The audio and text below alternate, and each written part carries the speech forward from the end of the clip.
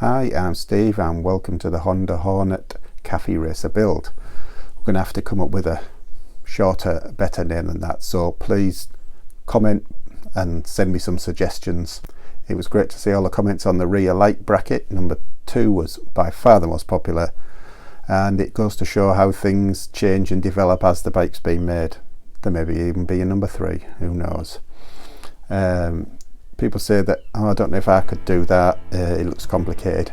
This is being done on a budget in a small garage with virtually no space and normal sort of tools that people have, or that don't cost a fortune to buy. You can do this as well. You could easily do this.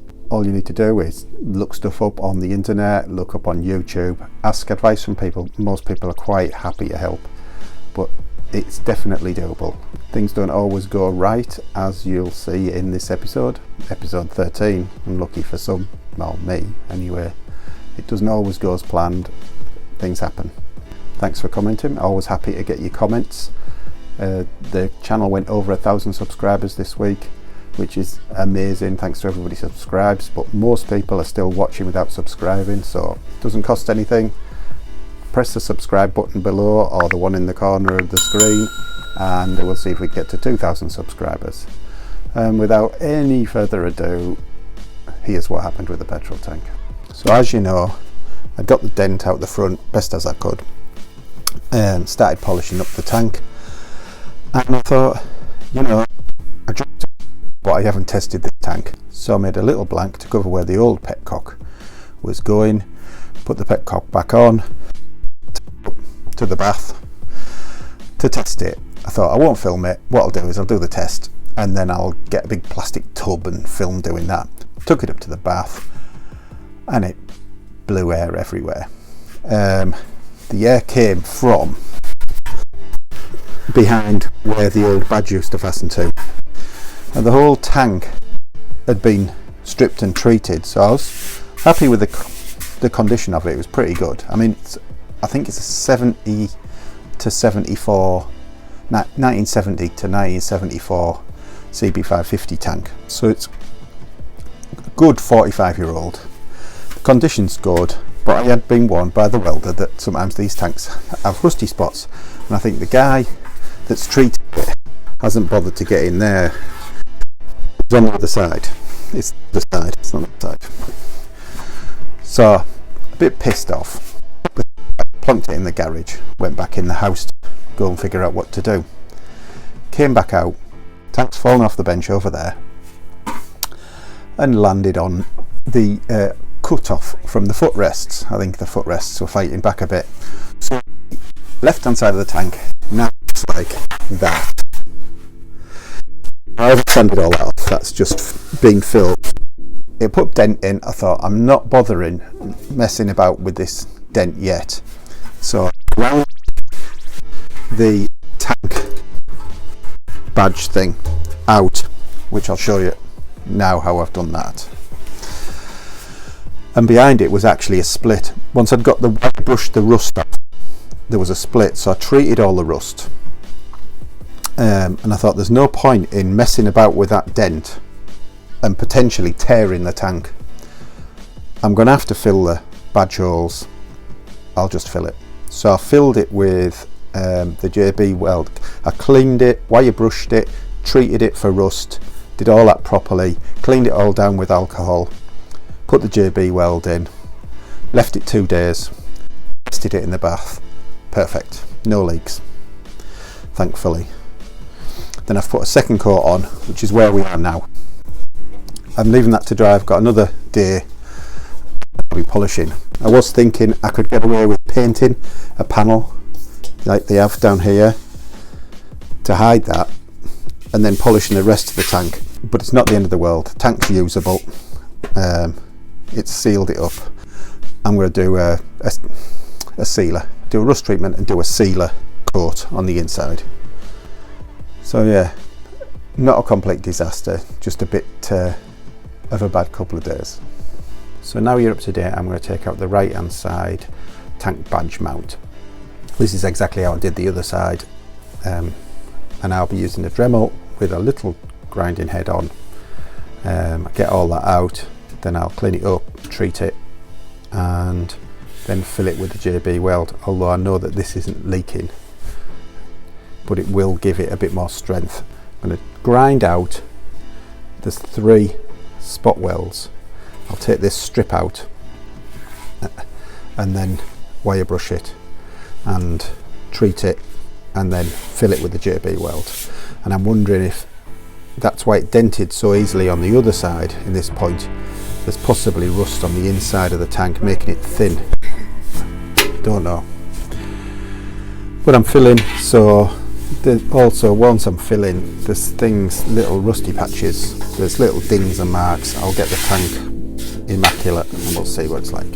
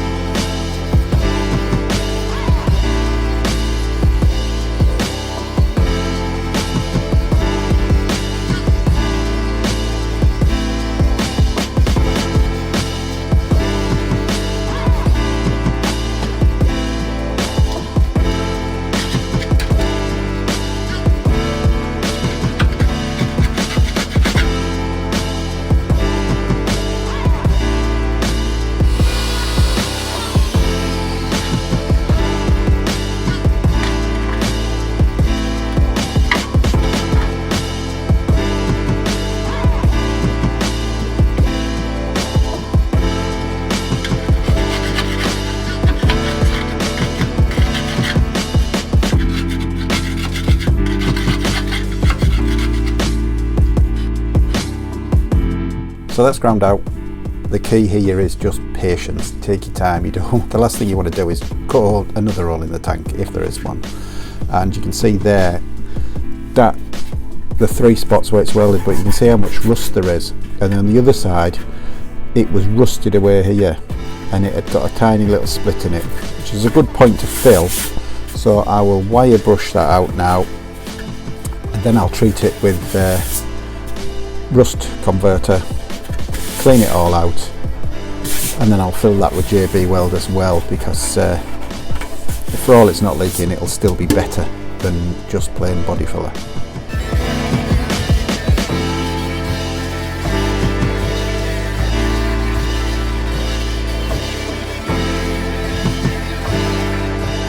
It's 2 days later and that's properly cured. I use JB metal there because it stands the pressure better, it bonds to metal, but it's just better than body filler. So I'm happy that the tank's okay. I've rubbed that back, as you can see it's below, and now I'll use normal body filler to bring that up, like this side, which I've been rubbing down. That feels pretty good, but there's spots that you can't see, but you can feel. So I'll fill up the obvious spots. As you can see, I'll turn the camera.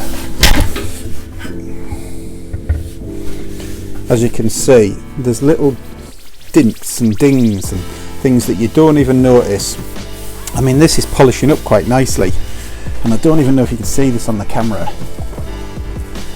but there's like rusty spots, almost like etching marks on there, and I don't think I'd ever be happy with that. And actually, when I rub my fingers over there, I can feel there's a very slight dent, and there, it's nothing.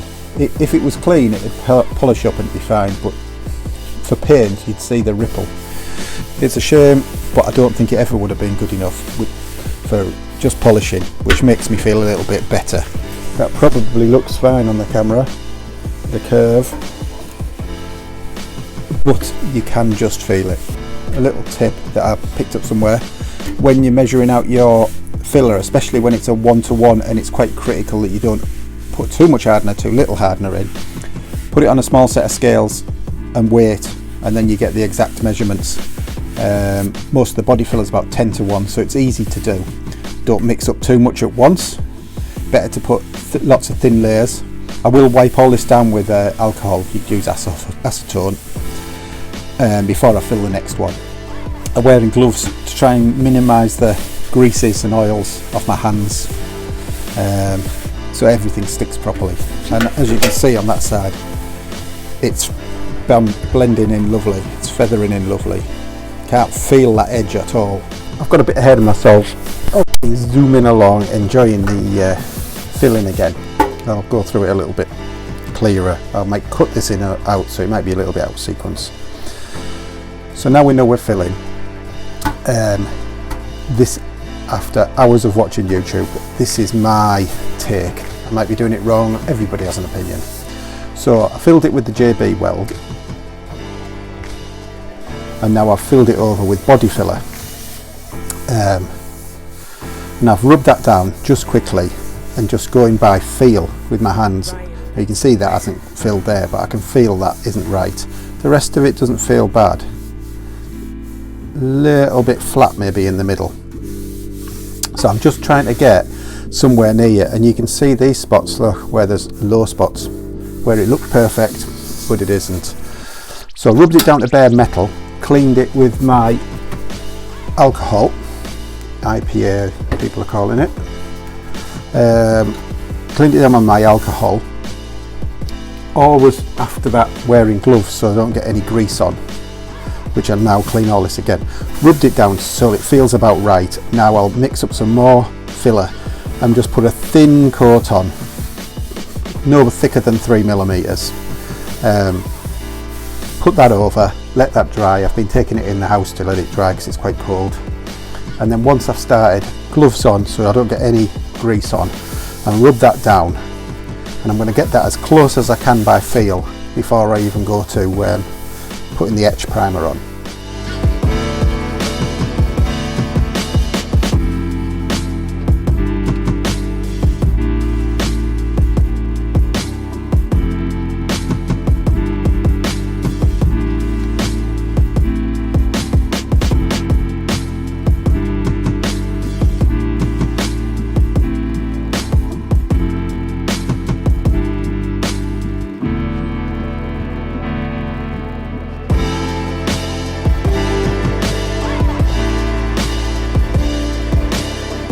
Well, that's that coat sanded off. The other benefit of not putting too much filler on is it doesn't take too long to sand off. You can always add a little bit more each time.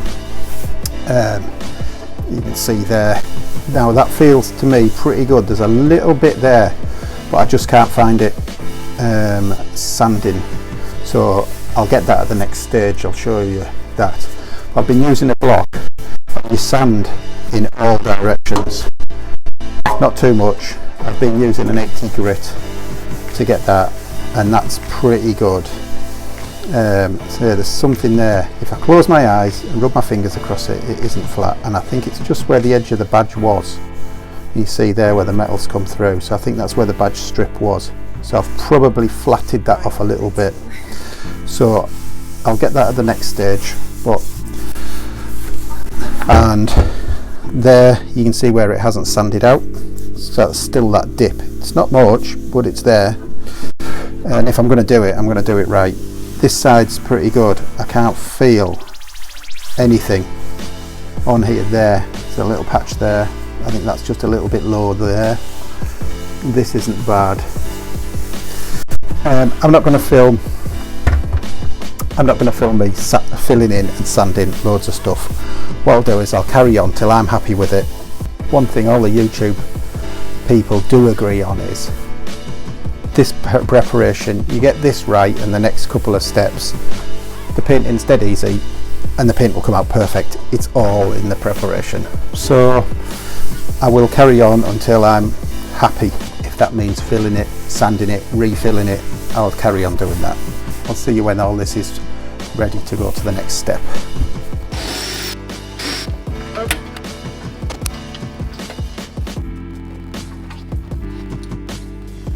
So that's sanded down as smooth as I can get it. That's a 400 grit paper. It feels pretty good. I mean, it looks like a lot of filler there, but some of that you can virtually see through it. There is, like, so these, they're probably less than 1 millimeter deep, but it shows there's little dimples and dents and things like that. So I've smoothed over as far as I can. That side is by far the worst. I think when it's got banged at that end, it's rippled it right through, but that filler is not deep by any means. So that's been rubbed down with 400 grit. But as you see, these are the dents and things that you couldn't even see, but you could feel. So 400 grit paper, nice and smooth. Got more of the rust off the bottom. It's quite slippery now. I've got more of the rust out the bottom. I've retreated it. I've done everything. I've smoothed this in. I'm going to clean this down with a lint-free cloth and surface prep for painting. It helps stick the paint on. You spray this on, wipe it off, and then I will spray bottom half with primer or etching primer, which is what you're supposed to put onto bare metal, and it basically bites into the tank. A tiny little bit of paint left there. I think this tank was green. And I'll spray the bottom, I'll get that right, and then I'll flip it over, I'll clean and do the top.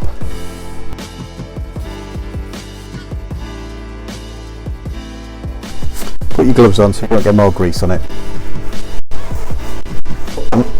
I've had the heater running in the garage for about 3 hours, so it's quite warm in here. There's no way I could spray outside.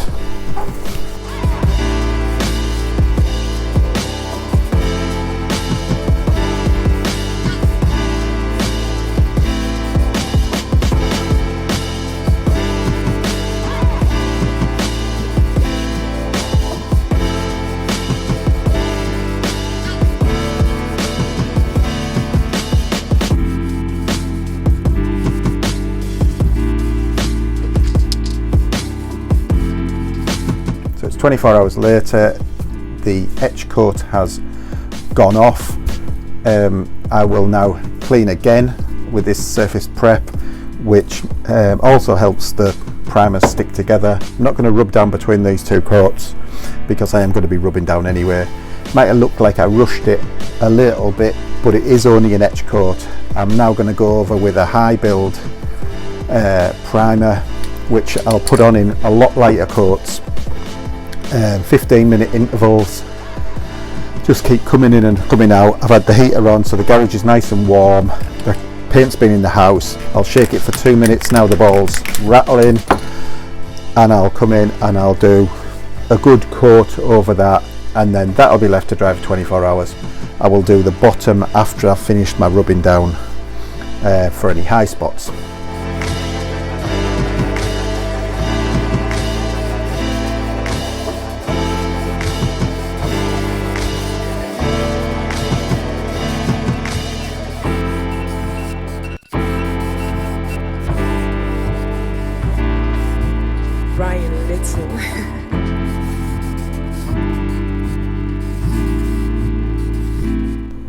Because I'm now painting, I want to get an idea of colour scheme. This is getting covered in vinyl, but to give me an idea, I've got some plastic garden paint, which I'll just paint this with to get an idea. It's just black. It was 50 pence, I was selling it off, and I thought that'll paint that and it'll give me an idea and I can work on colour scheme better. So while there's a load of paint dust going on, I'll spray this and it can give us a better idea for colour scheme.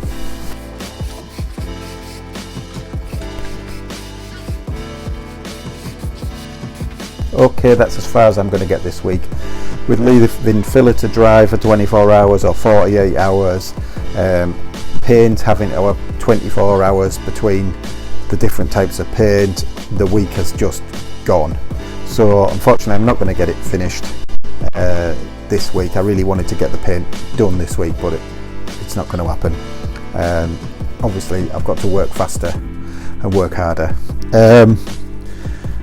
So next time I'll finish off the paint. There's still more work to go. I've got to finish off the prep on the paint before I even get to like a finished colour top coat. So I've painted the seat in black so you get an idea, and next week I'll put some pictures up of what it looks like with the black seat and the grey tank, and some ideas that I've got for paint schemes, and people can let me know what you think. I will see you next Wednesday.